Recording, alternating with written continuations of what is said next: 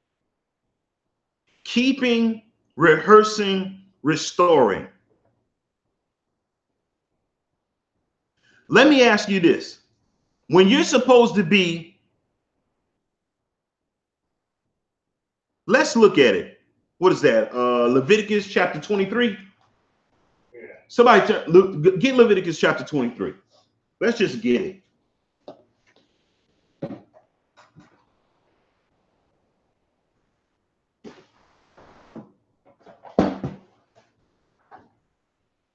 Get it, Jezreel. Read that. Lucas.